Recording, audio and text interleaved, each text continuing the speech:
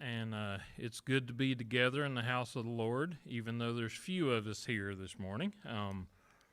It really is acting like winter out there now. Good little frost going this morning. Let's bow our heads and have prayer. Dear Father, thank you for your love. Thank you for your interventions in our lives. Help us to always see them and recognize them and be thankful for them. And help us to understand your word and to come and reason together as individuals, but also to allow the Holy Spirit to come into our minds and reason, affect our reason to the manner you would want us to understand it. Help us to apply what we learned today to our lives and carry it forward and take us to your kingdom with you. In Jesus' name, amen. All right, so today the lesson title is Sabbath, Experiencing and Living the Character of God. So what does Sabbath have to do with living the character of God? What's the connection here? Well, I mean, initially I think back to creation week, and I think God rested from his works in order to spend time with us, and that was the expression of his love towards what he had just created. And he gave that to us in order to basically replicate that same experience and spend time with him. And so we can see that Sabbath recognizes his creatorship. It also allows a time to foster a relationship with him and us. You know what I mean? And so our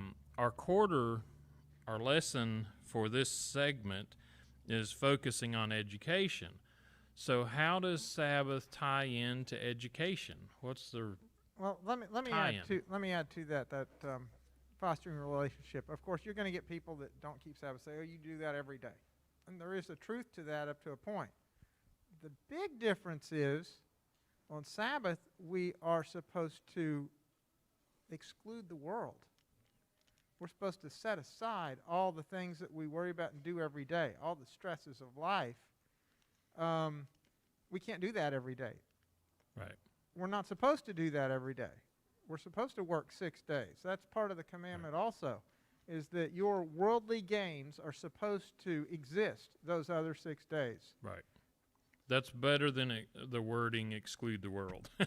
but in a way, we are excluding the world in a sense. Well, did Christ exclude the world on Sabbath? No, and that's the Pharisees' big issue with him, you know. Well, I'm not talking about the world as just an outside thing. Our gain. He says, I am not of this world. I'm talking about the sinful world. We are to, put aside all those things that cause us temptations, all those things that draw us away from God. And so self-centeredness, yeah, we should take a rest from our gain, our benefit that we're looking for out of the world, either by our work or whatever else it is we're doing, pleasure seeking, you know what I mean? And I'm not saying they're bad. It's just that there's certain things you do on other days of the week that give you joy and or pleasure and or gain, and those are not the same things that we should be doing on Sabbath, because we want to make God the priority of Sabbath. But the Sabbath was a contentious point between Christ and the Pharisees, and we don't get into that a lot here, but I'm going to pull some of it in as we go. Go ahead. The other big thing about Sabbath too, about where we may not do the physical things, but the thing we do miss a lot, one other purpose it has, and it's a big one, is to face those things that cause us stress and not think on them. Right. Or to set them aside. Set them aside. Yep. And that, because, and that's where we gain, if we can do it, a huge blessing. Because most people never have a break from stress. It is a 7-day-a-week, 24-hour, and they're worried about something every day. And honestly, we shouldn't be worried about anything on the Sabbath if we're keeping God close, should we? No, agreed. Well, I think that's the premise of Sabbath. And so our memory text says in Mark 2:27 and 28, "And he said unto them, the Sabbath was made for man, and not man for the Sabbath. Therefore the Son of Man is also Lord of the Sabbath." Now, this sounds a little bit like doublespeak. You know what I mean? You know, and so I think it's very key when he's saying Sabbath was made for man. His intent with man when God created the earth was for them to rest in a relationship with God daily. But that was emphasized, that resting in relationship with God was emphasized on the Sabbath. He said a whole day apart of time. And so when we look at how God created, he had the canvas he created the canvases first, so the air, the firmament, the water, the land. And he created all of those, and then he filled all of them. Well, with man, he created us not by speaking us into existence, but by forming us and breathing into our nostrils the breath of life. So there's an intimacy. We're also made in his image. So there's we're a representative of God. You know what I mean? And so we're very valuable to him. And even though we don't understand that value ourselves, he died for us, so that illustrates our value to him. You know what I mean? And so I think that with Sabbath, he gave man a space in time. Man was the canvas, so to speak, and time is where we can relate to each other, but also to God and focus on our relationships. And one of my favorite little pastors, David Asherick, talks about how, the cross is you have a vertical plane and a horizontal plane. The vertical plane represents our relationship with God. Our horizontal plane represents our relationship with others. Well, Sabbath is that cross for us weekly. We have an opportunity to continue to grow our relationship vertically with God. But if that's growing, we should naturally see an outpouring or an improving in our relationship with others. And if this one's not right, then this one will never be right. Our relationship with others will never be right if our connection with God is not right. Well, Yep. I mean, when God rested on the seventh day, God was not tired. No, it wasn't physical rest. He's never weary. Mm-hmm. He keeps this universe going. But what he did was that special relationship with his creation and special enjoyment in experiencing what he just created. Yes. And putting the rest of everything else aside just to enjoy and Time foster that together. Relationship. That's what it was about. Mm-hmm. Well, we talked about it here on a previous lesson, and you brought out the point then, Robert, that the very first thing they experienced that evening was the beginning of Sabbath. Like the day they're created, that evening they're experiencing Sabbath. And so they weren't tired either. You know what I mean? So it's not about physical rest necessarily. Well, and that's it's about a mental break, a mental refocus. And it's very key, even though it was the end of the week, God had it as man's beginning of the week, as his priority. I'm not saying he changed the days or anything. I'm just trying to say that Sabbath and the relationship with him was the emphasis for man, rather than being made on Monday where we did certain other things. You know what I mean? Yeah, and this isn't found in the Bible. It's just my beliefs. But I think that Satan, when he attacked Eve and brought about sin, I believe it probably was right before the Sabbath hours that happened. He was trying to destroy that relationship between them and God. And doing it at that point when they were getting ready to meet with God would have a greater impact of any other time. Right. We'll find out someday. Yeah.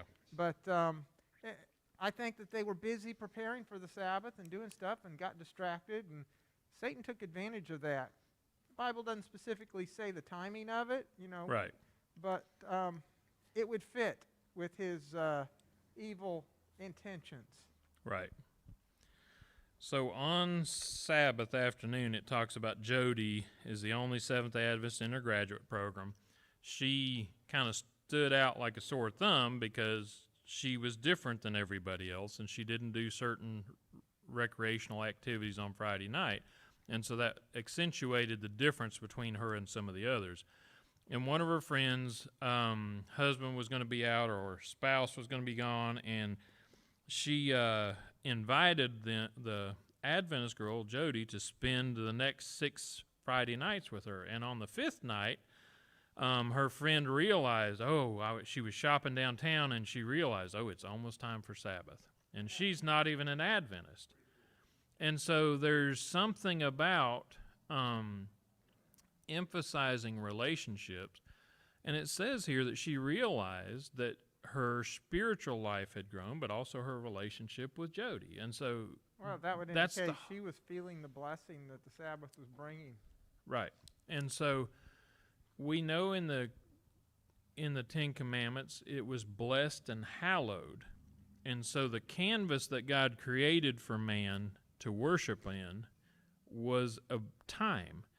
And so that particular time, when we honor it, we get a blessing from honoring that time. And so I think that things may be, this is my theory, okay, and whether it is or not, but you look at Daniel, when he was seeking to find out about certain things in the past, he was in prayer on the Lord's Day.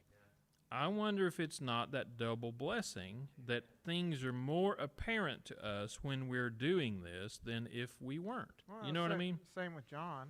Right. It's misinterpreted what day is the Lord's Day by many people, but we know when it was. Right.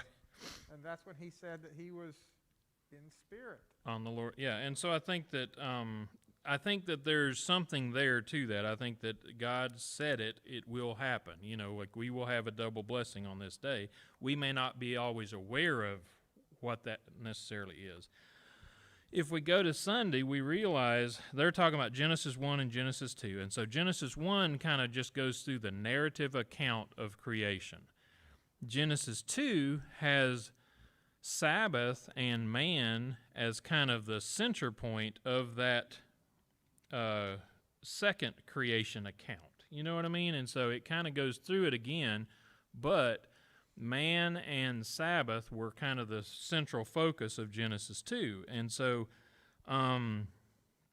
if we think of Adam and Eve, they're created, they're drinking from the fire hydrant, so to speak. Batchelor talked about them as being just like a computer that was already preloaded. Like they didn't have to learn to walk like a kid or a toddler. They didn't have to do any, it's just like it's preloaded. You just push the start button. God pushed the start button with the breath of life into Adam and also into Eve, and they became a living, breathing soul, high functioning. They didn't have to go back and learn all these things. He already had them preloaded with the software, so to speak, that they could start out functioning. But can you imagine all the things that are assaulting their senses and their intellect? And I know they were way ahead of us in what they could comprehend and process, way beyond what we can at this time. But still, I think it would still be a challenge for them to absorb all of that. And so that evening they rested. The next morning they get up, and this talks about a time to be astonished. And I think that was the first Sabbath for Adam and Eve. They were astonished with the creation and the insights that God shared with them about why he did this and the purpose of it. And so a lot of times we don't think of Sabbath as a time to be astonished. Go ahead. Yeah, I don't know the exact timing, Tim, but I've always been amazed by the fact that Adam himself named all the creatures when God brought them to him. Do you remember? That was it. Yes. Jesus brought the creatures to him, and he gave each one of them a name. Yeah, and I think that's broader than just saying elephant, cat, tiger. I think individually he named them like we name our pets. Be. Yeah, I don't know. That's possible. God knows all the names of all the stars. These were going to be Adam's personal. I mean, he was the dominion over them. They in a way, he owned them. They were like his pets, the entire world. His intellect was high. There is no reason he wouldn't have named each and every one of them. Maybe by species, but individually he would have known them. Mm-hmm. Yeah, I'm wondering when that happened. When exactly that happened? When did that happen? I mean, I don't know. Was that over a period of much time? Well, it sounds like it's pretty express. But you the know thing is, it's kind of what in I the thought, beginning, yeah. there didn't need to be the variety of animals we have today. There's not what we call evolution on a scale of changing species, but within a species, you need a cat. Right. You need a dog or Right. a pair. You don't need all the variety of dogs that you had now. So the initial core variety of animals would have been much smaller than it is today. Yeah. You got one type of horse, one type of elephant, one type of zebra, and so forth. And Right. I think we'd be surprised when you really scaled that down. It fit in the ark. Yeah. Because they all came back in pairs and fit in the ark, and so I don't think it would have taken. Yeah, if you ever go to the art exhibit in Kentucky, it helps articulate that better than I ever can. Oh, You know it what I sure mean? does. Yeah, yeah. When you see the life size of Right. it, I don't know how many tens of thousands of people it would have held along with all the animals. Yes. I can't imagine. Yeah, it's phenomenal. It's well worth a trip if you get a chance to do it. I intend on going back without Zach, because Zach was like, "Come on, Dad." He was younger then, and he didn't enjoy it as much as I did. And my dad was with me, and Dad's similar to Zach. Once he's done with something, he just goes on, and he's quite a bit older. And so I was kind of pulled, and I want to go back when I can go at my speed and process it. Why would God create all those if he told them to multiply and fill the earth, just like he created just two pair of humans, instead of filling the earth with humans to begin with? Well, his purpose was he involved us in the creative process as much as he could allow us to be. So not only did he create man and woman, he allowed them to be participants in the creation process as much as we could be as humans. Yeah. And he also allowed them to observe the nature creation process and be part of, they were to have dominion over all that. Right. And so the purpose of man's recreative process was to repopulate heaven of the third of the angels that were fallen, and so that was our purpose. When we talk, you keep mentioning dominion, right? So I think it's key. God created and immediately turned over his creation to Adam and Eve. Is that how we think of it in human forms now? My wife's up for an interview as a charge nurse in the ER. Ooh. And so she's been an ER nurse 20 years about. And so it's not something that just any Tom, Joe, Dick, or Harry can get. They have to have a level of experience. They have to be a resource to others. You know what I mean? And that kind of stuff. And so you have to have experience. Adam and Eve had no experience. But how well did God know them? Right? He created them. So he was intimately aware of their capabilities. And so everything he did here is totally contrary to post-sin world's concepts, okay? He created them with the ability, he had the trust, and he empowered them to be the representatives of this world to all the other worlds. And he instilled that or provided that to them right off the bat. I mean, it was one of the first things he did. And so when we talk about God's character, in my mind, this is one of the bigger areas that illustrates God's character to us, but it's frequently not emphasized. So he's a God that created all of this and immediately turns it over to somebody else. You know what I mean? At that point, he didn't need for them to prove that they could be trusted with what he was giving them. He trusted them implicitly. They had it, yes, that's right. I've worked for many bosses over the years, and a lot of them have a hard time of letting their baby go. So I've followed, I took over ICU for a guy that had been the manager of ICU years ago, and I was the manager coming in. Well, he had a hard time, even though I was technically in the manager role. He was my director now.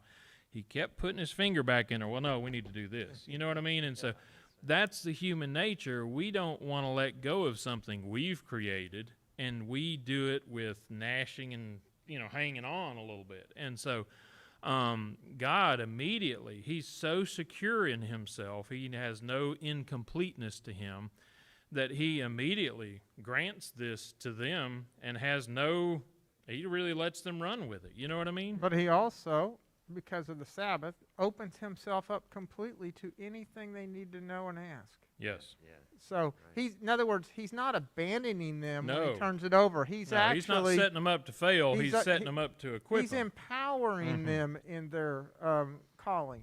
Yes. So I want to read this on Sunday. Imagine yourself as Adam or Eve on that first Sabbath. It's your first day alive, your first day with your spouse, your first day with God. What a day of education. You start to learn of the God who could create such beauty. You marvel as you see an elephant one moment, a frog the next, each unique. You smile as you see the antics of the giraffe or the buffalo.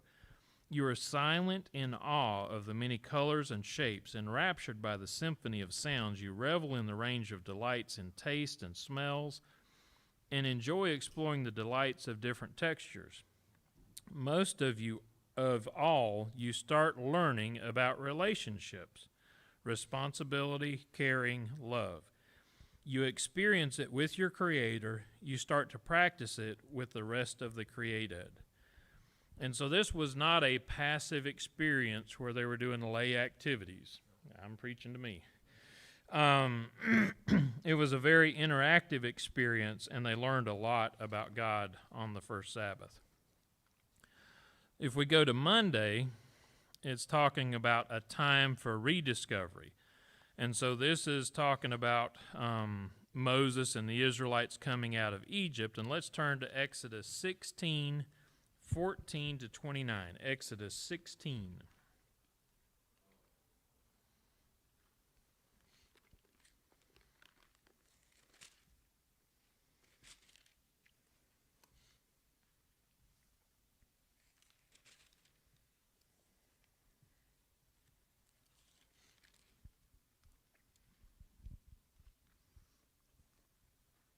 And so this is talking about, let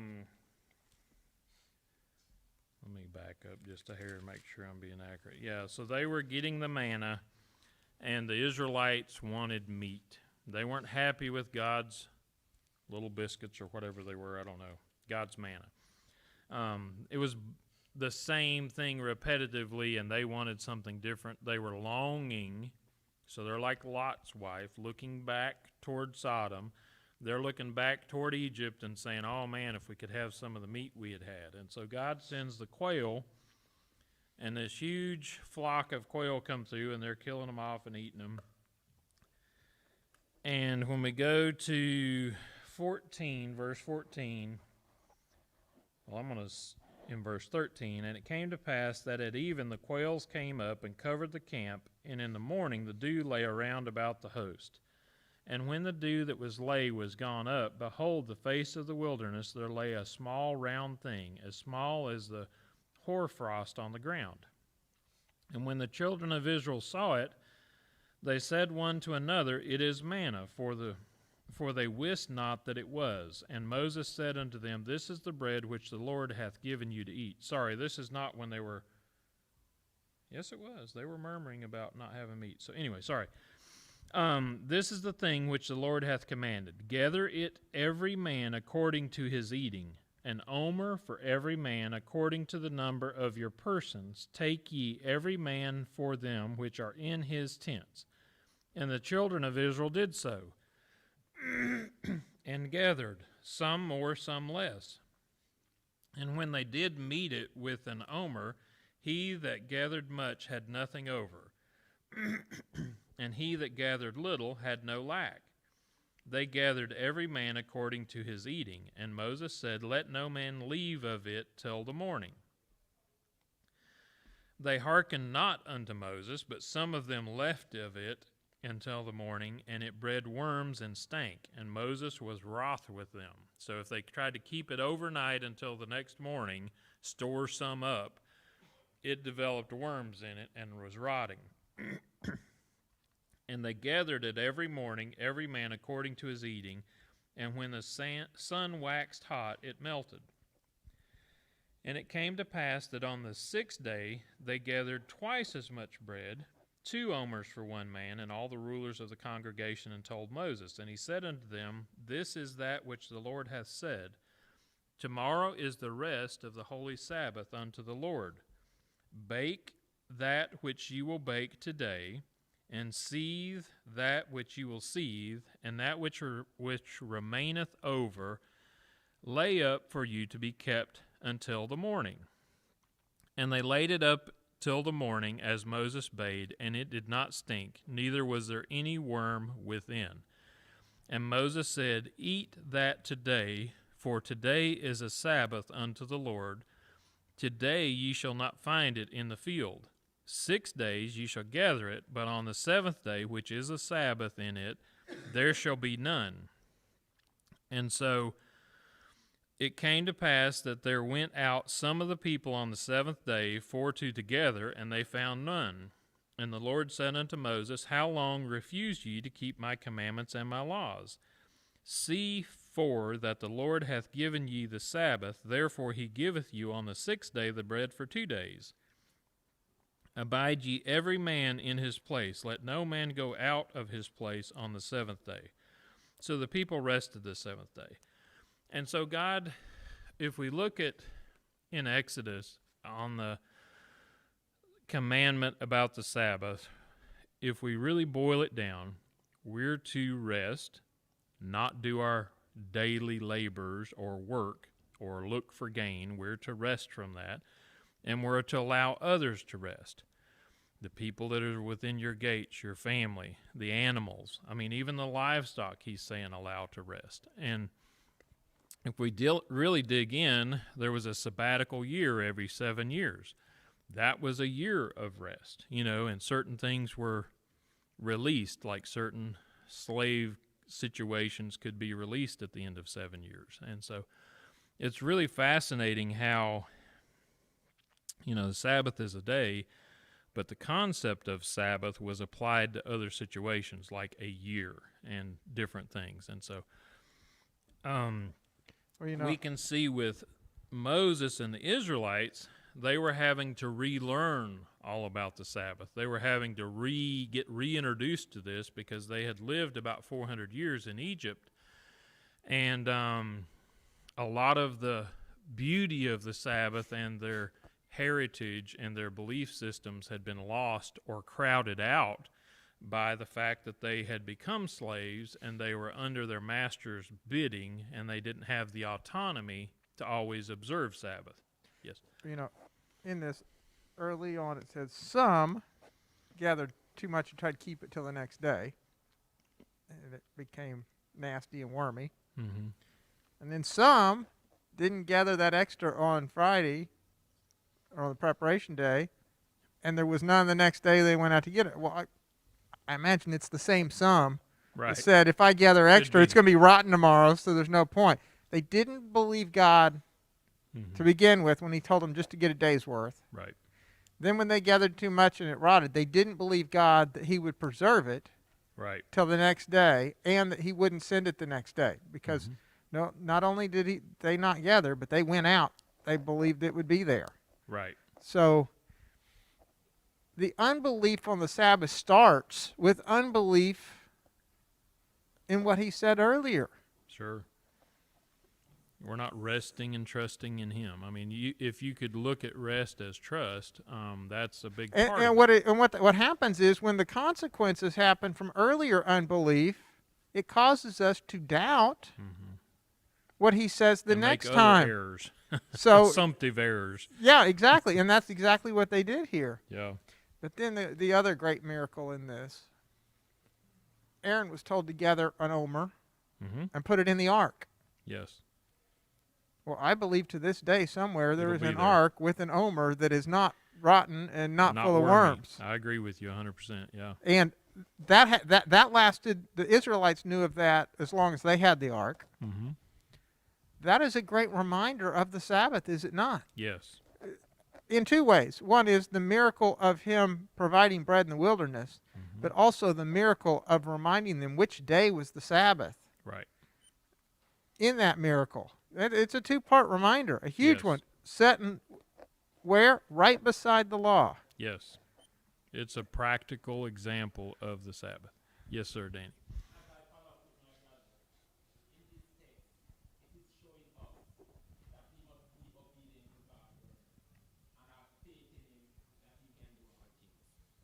Because if you understand, he told the people to pick up these things just for one day.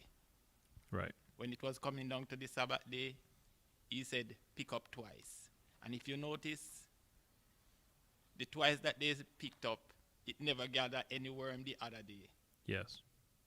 So that is showing us that we must be obedient to God's words when he spoke to us. Yes. Or when he spoke through his prophet to us, we must be obedient to his word. Sure. And have faith in him and believe that he can do all things.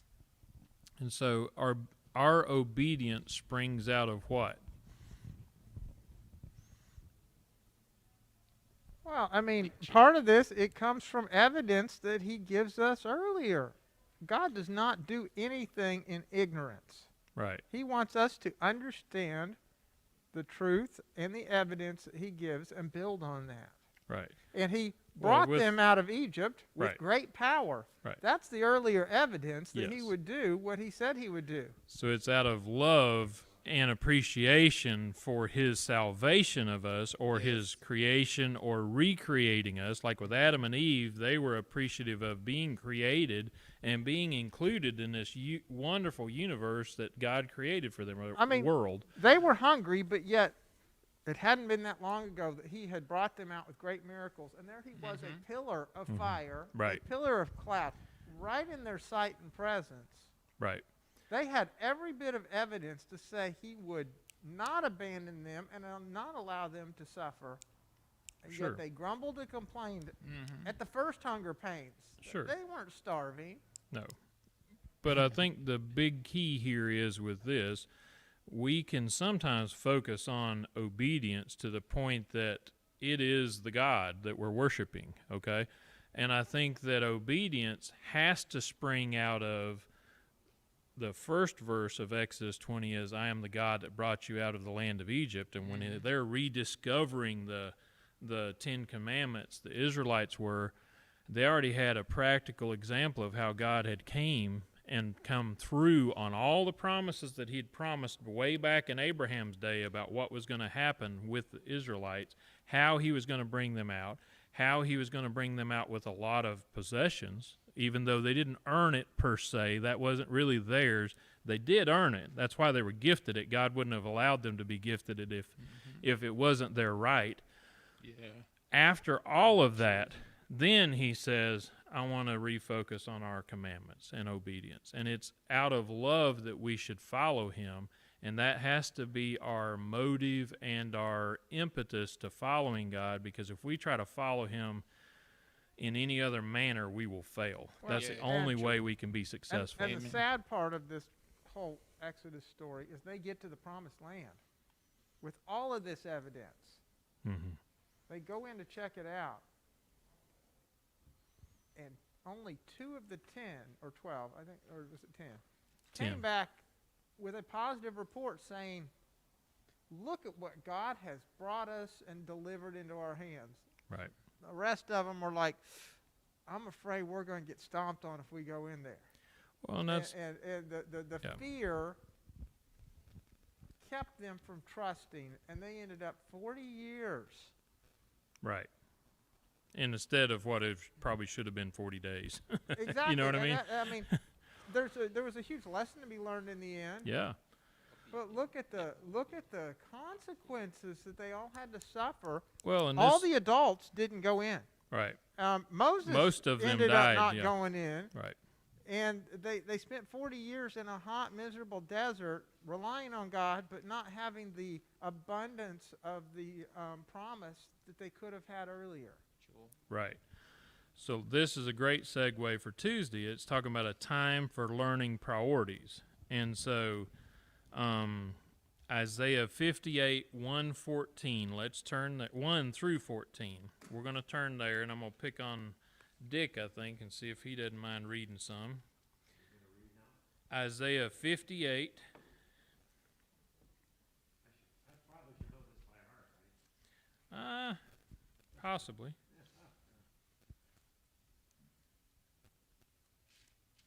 What verse again?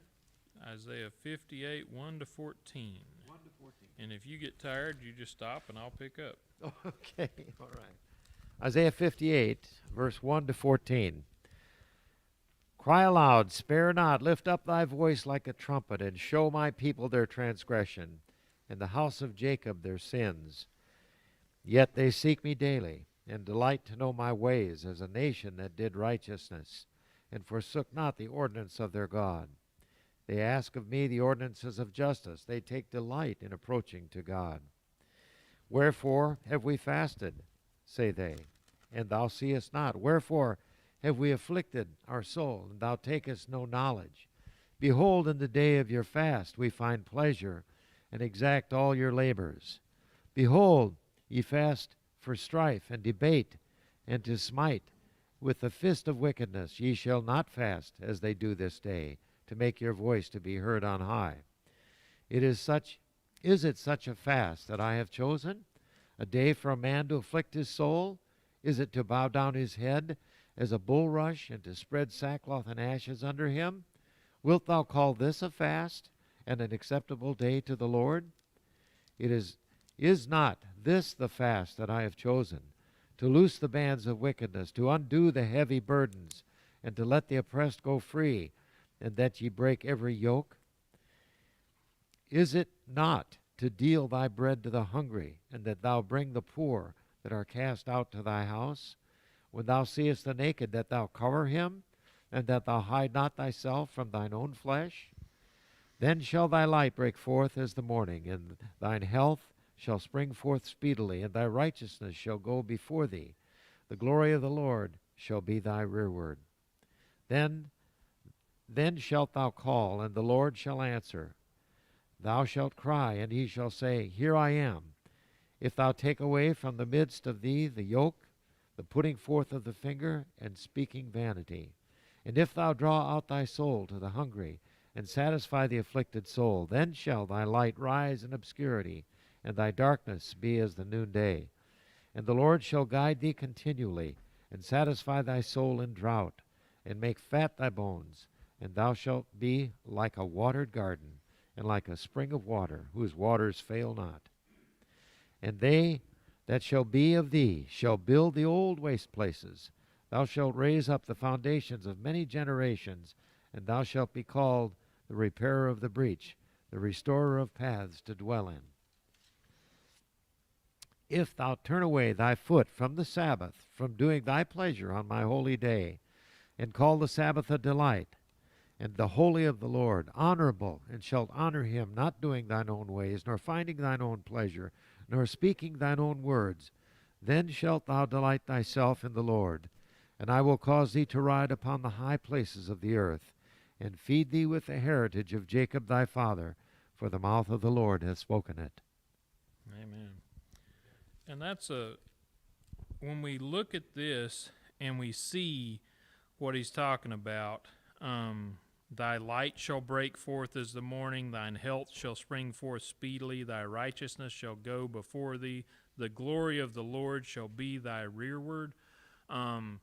It's amazing. Like, this is what, like God did with the Israelites, as far as he was the shining fire by night and the cloud by day. He sheltered them, you know what I mean? And so this is what God did for them. He was always there with them, and it set them apart from other nations. Other nations feared the Israelites, not necessarily because of their military power. I mean, honestly, when Egypt was coming after them, the Egyptians were coming after them after they first left. Egypt had the most powerful army on the earth at that time, supposedly, and so they had chariots and horses and weapons of war, and the Israelites were kind of like what you see in the medieval days. They had a pitchfork or whatever, you know what I mean? Like, they were not ready for battle, but they were, because they had God, and that's the point, that they trusted him. He rescued them. They got to see this mighty, amazing. And so how could they cross through the Jordan or through the Red Sea and it not be muddy? Yet when the Egyptians came through, it was muddy and it bogged them down. It's only through the power of God. There's no physical reality that makes sense. You know what I mean? And so only by God's strong arm were they rescued. And it's almost like in nursing they teach us, we look at Maslow's hierarchy of need. So you meet the basic needs. It's food, water, shelter. Then you can look at other higher needs and you move up the pyramid to where at some point there's self-actualization. Well, that's what God gave Adam and Eve, right? He gave them all those needs basic to the self-actualization where they had the ability to be above the things around them and have control in their destiny. Now, obviously, they had to do it within the context of God's rules, but he took them from 0 to 60 on their needs list all at creation. You know what I mean? And he equipped them with everything. Yet when we get to the Israelites, they're having to relearn all of this. This is a recreation of Israel, honestly. And they're trying to get out of the 400 years of slavery and get the misperceptions and everything that they have absorbed over the 400 years from the culture of the Egyptians and everything else. And God is trying to recreate them. And he literally says, I've got this generation ready, but they're not ready for it. So he has to start with the next generation and take them into the promised land in hopes that they would be more ready for it. And so I think that when we look at this as far as learning, Sabbath is an opportunity for relearning, resetting, getting rid of, Snapchat has all these filters, and Jane will put ears on me and a bunny nose and all kind of stuff. That's what Sabbath is our opportunity to do. It's to get rid of these filters that skew our picture of God's character and get back to the basics of learning and spending time with him. And if we use it, Sabbath, as Christ did, where he reached out and served others, despite the church of his day not wanting him to do anything on Sabbath, and questioning everything he did on Sabbath, to the point that he kind of asserted himself and said, Sabbath is made for man, not man for the Sabbath, and he was affirming his creative power in that and saying, here's why I created Sabbath. You know what I mean? And so when we get down to the Tuesday on Sabbath, it said the Sabbath is to be a delight and to be honorable. In the context of the rest of the chapter, Sabbath is about delighting in learning the character and purposes of God, and then living that character and those purposes in our relations to others. Knowing how to go through the form of Sabbath observance and worship is not enough. Learning must impact life. Sabbath is time for learning and living priorities. And so what we learn should affect how we live. And that's what the purpose of Sabbath is. So Sabbath is also time for finding balance. As we go to Wednesday, we can learn a little bit more of that. Jesus respected and upheld the law of God, yet Jesus also challenged repeatedly, I will add with emphasis, the religious leadership over their interpretation of the law. None of his challenges was more threatening to the establishment than the choices he made on Sabbath keeping. The synagogues did not fail to make Sabbath an opportunity for education. The Torah was read and interpreted without fail. The scribes and the Pharisees knew the letter of the law. However, Jesus went further in his Sabbath day education to his followers. Well, kind of gets back to what it was talking about a second ago. There are many Christians that don't understand the Sabbath. God says right there, he wants to give a blessing that is not there unless you do it. Right. And that's not our words, that's his. So he's saying that there's something missing that you could gain, an understanding of me, an understanding of my character, an extra blessing that you could get, a closeness to me that you're missing. Right. That's what he's wanting. But on the other side of it, There are Sabbath keepers that are like the Pharisees. Mm-hmm. They have attached Sabbath keeping to salvation. Right. Instead of love to God. They're missing that same blessing. Yes. And maybe even worse. Because one is an ignorance of his character. Right. One is a defiance of his character. Well, you can see that it's worse because that's who he had no condemnation for the sinners of the world that he approached when he was here, right? He never condemned Mary with the stoning or anything else. She asked kind of, his question was, where are those that condemned you? And, like they're gone. And and her question to him was kind of like, she said, I don't remember the wording, but basically she's kind of asking almost, you don't condemn me either? You know what I mean? I mean, that's the way she's approaching it. And well, that comes down to sin is looked at in God as three different ways. Ignorance, stumbling, right, or rebellion. Right. His blood covers ignorance and stumbling. But it does not cover rebellion. Because we don't allow it to. Exactly. Rebellion is basically shunning him and following our own ways. Right.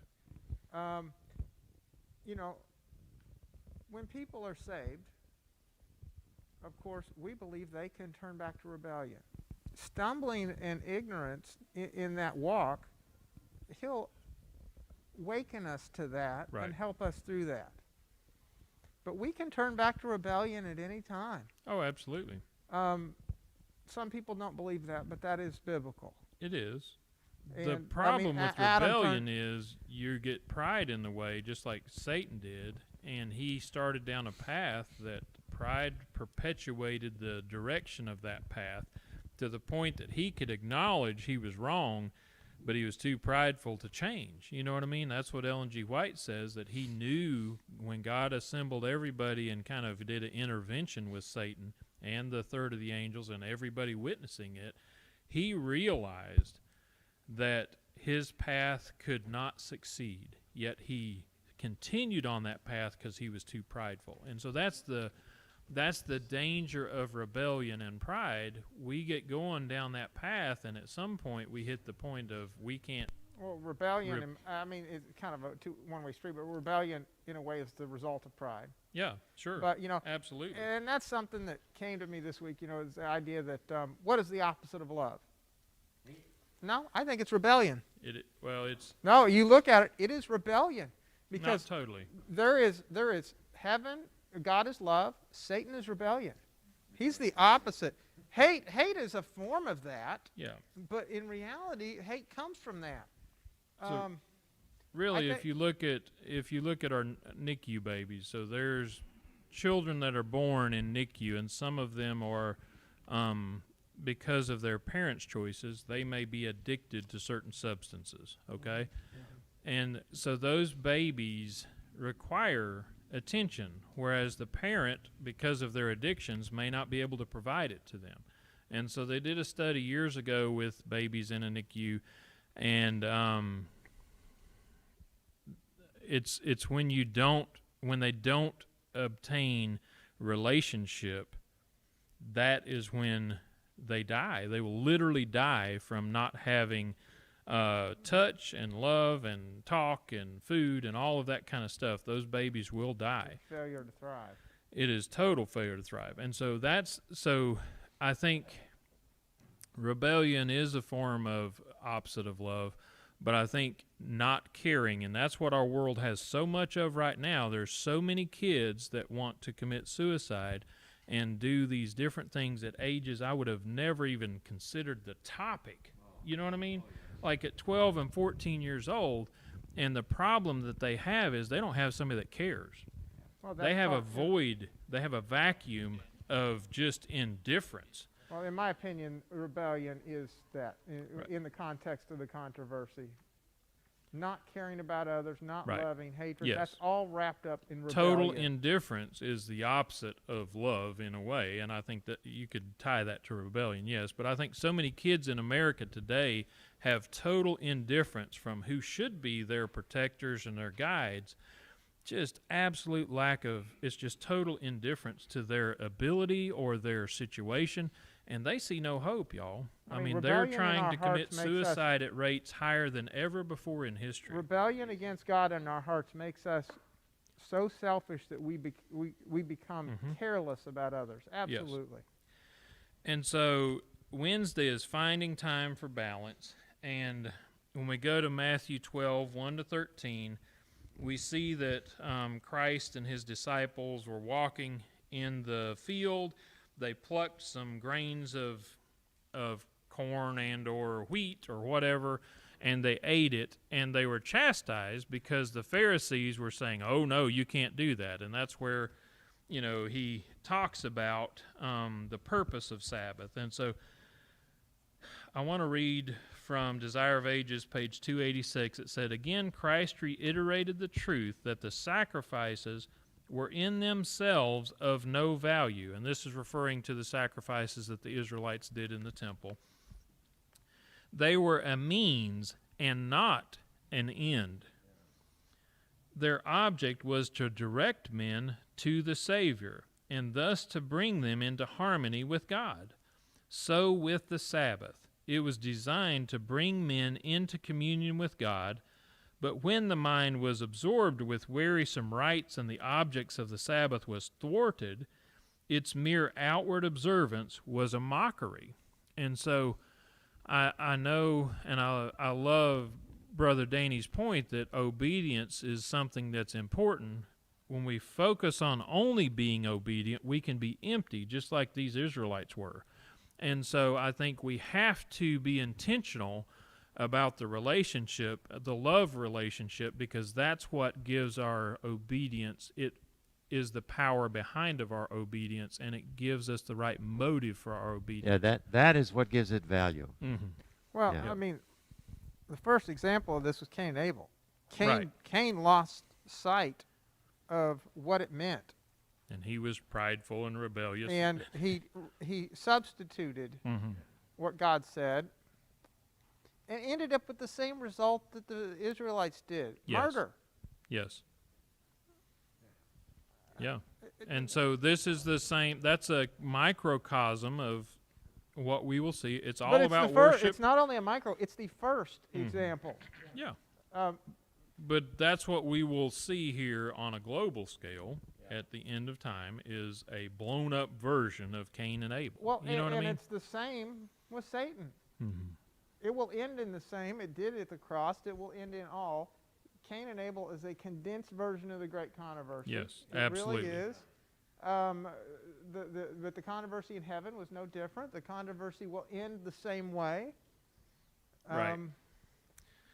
And so we see that Christ was articulating the balance of the Sabbath when he said it's lawful for them to take some grain. This is the purpose of the grain. You know what I mean? God created grain to feed folks. They didn't have a harvester out there clearing the whole field. They just plucked a few as they went through. But there was nothing wrong with that. The big rebuke on that was the Pharisees should have had extra to feed them with prepared on the Friday. Sure, absolutely. And that's the same with everything. If someone is having to go out and gather and do this, it's because someone else neglected. Right. Yeah, you're right.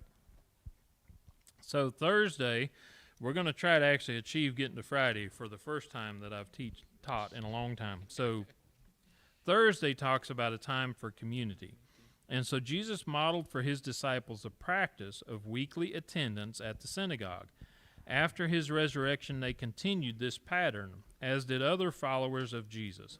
The synagogue became one of the main venues for the apostles to raise questions relating to the resurrection, and the Sabbath provided a key opportunity for the community to gather together and learn. And I will hazard to go back to my previous premise. I think that the Sabbath is a blessed time period, and so I think also the apostles realized that Sabbath may be their best opportunity to introduce a new idea to people that were steeped in a previous culture and or ideology, that maybe with God's blessing, double blessing on the Sabbath, they may be more likely to gather this new information and process it better. I wonder if this was the exact same people that 18 years before listened to him at 12 in the synagogue. That were what? I wonder if these were the same people that 18 years prior had listened to him when he was 12 years old and were amazed at him. Yeah, could be. I don't know. There's no reason to think it wouldn't be. Right. It was Jerusalem, was it not? Yeah. And so, at least some of them. After all, the synagogue became the main venues for the apostle to raise questions relating to the resurrection and the Sabbath, provided a key opportunity for the community to gather together and learn. After all, Jesus was the Hebrew Messiah, the Messiah predicted in the Old Testament, which was read in the synagogue each Sabbath. And so what better way to learn about the Messiah to come was by reading the Old Testament. And so when you look at what Christ said, he said, it all points to me. You know what I mean? He's talking about Scripture, and at that time, that was the Old Testament.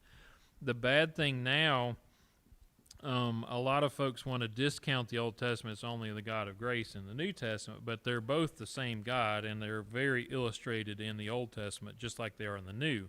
Well, and this gets back to, he told them when he was 12 the truths of the Bible, and they were amazed. Mm-hmm. Therefore, 18 years later, there was no excuse for their ignorance at that point. Now, was there?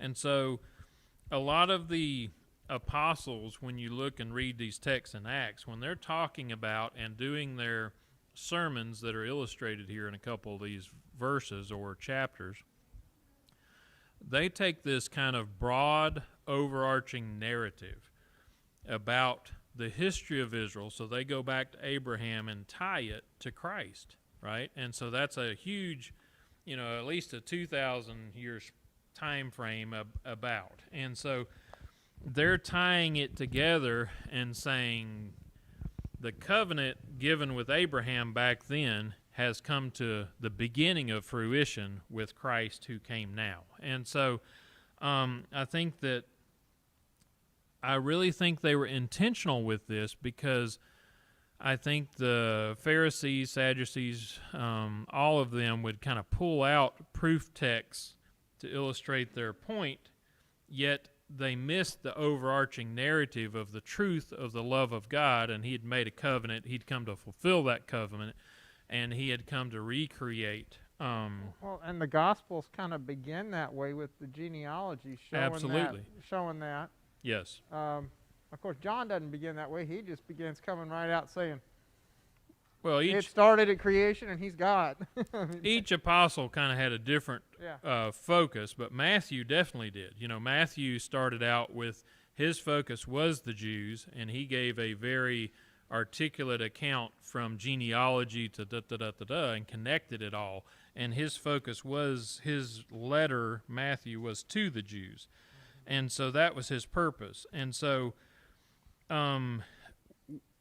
I grew up in a very rural area in eastern Kentucky. We were right off the West Virginia border, and the closest Adventist church for much of my life was about an hour away, either in Prestonsburg, Kentucky, or Logan, West Virginia.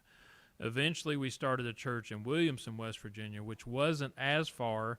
It was like 40 minutes away. And so as a kid, Sabbath was a time of community, because when you drive almost 2 hours each way to church, there's no time to run home and get lunch ready. You know what I mean? So we took lunch with us, and so every week was potluck, and it was awesome because we always hung out at the church for hours on end. I got to play with kids that I didn't get to see the rest of the week.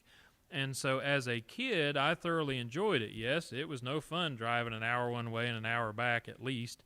My sister always got car sick and would puke at least twice on the side of the road, depending on which way we went, because all the roads are curvy, and so she would get very car sick. And so it kind of gave us an opportunity to have a better focus on community on the Sabbath, which I think really is God's intent. As we get to Friday, I'm going to read this from the Desire of Ages. It says, "No other institution which was committed to the Jews tended so fully to distinguish them from surrounding nations as did the Sabbath." We saw that at the Masters student at the very beginning of the chapter, or the lesson on Sabbath afternoon. God designed that its observance should designate them as his worshipers. It is to be a token of their separation from idolatry and their connection with the true God. But in order to keep the Sabbath holy, men must themselves be holy. Through faith, they must become partakers of the righteousness of Christ. When the command was given to Israel, remember the Sabbath day to keep it holy, the Lord also said to them, Ye shall be holy men unto me. Only thus can the Sabbath distinguish Israel as the worshipers of God. And that was page 283. And then 289 says, Then the Sabbath is a sign of Christ's power to make us holy. This is not through our works that we become holy. You know what I mean? And just because we keep the Sabbath doesn't mean we will be holy. It's in the relationship with God on the Sabbath that he will make us holy. As a sign of his signifying power, the Sabbath is given to all who through Christ become a part of the Israel of God.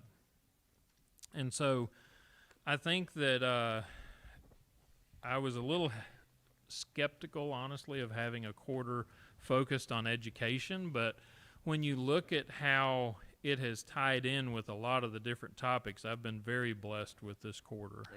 Kind of sad to see it go. Yeah. All right. Well, let's bow our heads. Thank you all for your participation. Dear Jesus, thank you for Sabbath. Thank you for giving us a mind and creating us to be where we can reason and think, and you allow us to have choices, and you honor our choices even if they're not what you would choose for us. You allow us to be autonomous, but you always woo us. Continue to woo us. Take us home to your kingdom with you. In Jesus' name, amen.